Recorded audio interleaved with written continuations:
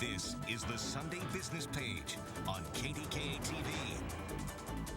And a very good morning to you. Thanks for spending part of your Sunday morning with us.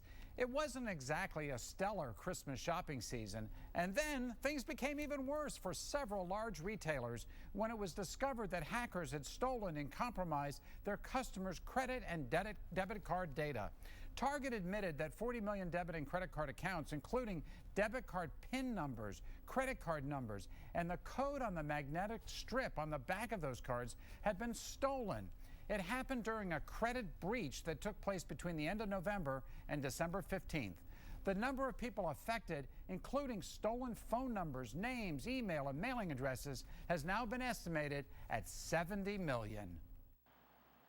After upping the number of customers affected by its credit card information theft from 40 million to 70 million, Target now says it's doing everything it can to protect its shoppers through its zero liability policy. Zero liability is zero liability, which means that Target is paying for any possible fraudulent activity on anybody's credit card. And starting Monday, Target CEO Greg Steinhoffel says any Target customer can sign up for a free one-year credit monitoring service through the Target website.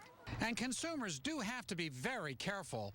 On Monday morning, Attorney General Kathleen Kane warned that scammers are using the logo of Target on websites and emails to try to get consumers to send very personal information.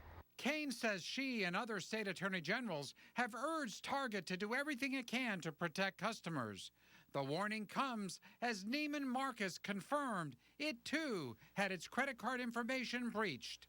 And now Reuters reports 3 other well-known but still unnamed retailers have been victimized just like Target. Cybersecurity expert Sean Henry thinks they all may be linked and originating in Eastern Europe. If you build a 10-foot firewall, they bring a 12-foot ladder. To play it safe, Target customer Mindy Reed says she's switching from credit cards to old-fashioned American cash. We're only using cash. I think it's just going to be safer for a little while. So who's responsible for these cyber crimes? When is the next likely period of time for another attack? And what can be done about it? And what's been the impact on the image of both Target and Neiman Marcus? Well, we're joined now by Dr. Charles Wood, Assistant Professor of Information Systems Management at Duquesne University. Dr. Wood is a corporate security specialist. And back with us, as always, is Dr. Audrey Gusky, Associate Professor of Marketing at Duquesne University's Palumbo Donahue Graduate School of Business. Hey, welcome to the both of you. Thank you, John. Great to be here. Thank you. Chuck, let me start with you, if I may. 5 retailers out there we hear about. 2 we know the names of. Right. 3 we still don't know the names of those. You don't know, I take it. No, I don't. Always have to ask. But from a public standpoint, I mean, there is just a lot of nervousness about using credit cards and debit cards at these stores. Oh, sure. Should we be nervous? The hacking attack seems to have come from a software that was put onto the cash registers. And it scraped the memory off the cash registers. I think that we shouldn't be worried about it and we shouldn't panic, but do be aware that when you use your credit cards, keep an eye on the bill, keep the eye on your credit score as well. Well, you have the one woman on we just showed her saying, I'm going to pay by cash. Right. You can do that up to a point, but you don't really want to carry around hundreds of dollars of cash either. I mean, we're so used to being a credit card friendly society. Yes, and the credit card security standards are very top. I mean, they are very tough to beat. I know that Target and Neiman both belonged to the highest echelon of credit card security, and they were hacked. But by and large, it's very hard to beat this credit card security. And I would say don't overreact yet. Don't overreact, but Audrey, I mean, for a company to have this happen to them, 70 million customers. And John, the worst possible time. We found out about it right before Christmas, and it happened after Black Friday and through the middle of December. And so, it's a huge PR nightmare for Target. Are they handling it right? Well, I mean, a lot of the customers are saying, shop at Target, become a Target. Or, they're seeing red, they're angry, they feel like they're being the bullseye. So this is the image that consumers have, and they're very concerned.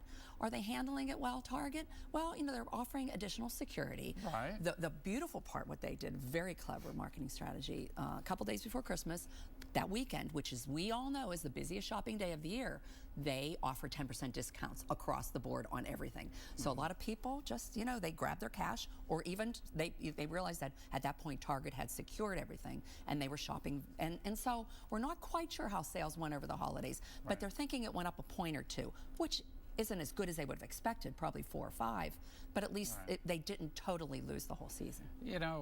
Chuck, holiday season would be a big shopping time at Christmas. Right. Are there other times when this is likely to happen? Is it likely to happen during the holiday season, whatever the holiday may be? I guess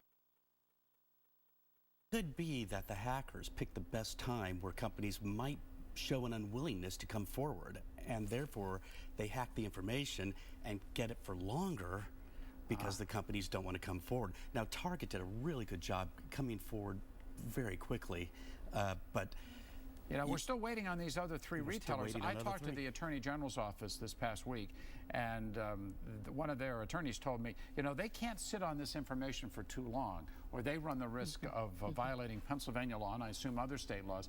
If you know as a retailer that you're being hacked, you got to let those customers know. And absolutely, because I don't know why we're not hearing who those other 3 are. It's a matter of trust. And, Target was one of the most popular stores around. And so they always had that trust and respect for the store and loved the store, a lot of passion about it. Right. And so you need to retain that. But, what they found, though, over the holidays is if you have the choice between saving money and security, people are going after saving the money. So in reality, is this going to be a big long-term problem for Target? I would guess probably not, because as Chuck said, it could have happened to anybody, and they were doing the best they can. And the Social Security numbers weren't hacked, so only the credit card numbers. Right. There's a big difference between identity theft and credit card theft. Yes, and that's true. And when they're protecting your dollar amount on credit card amounts, you're not going to worry about that as much as you would if they took your Social Security money. You do have to keep an eye on it. Chuck, thank you so much for coming in. Audrey, it's always you, a John. pleasure. Always We great to be appreciate here. the update, and I know you guys are going to keep an eye on this, and we'll be talking about this more throughout the year.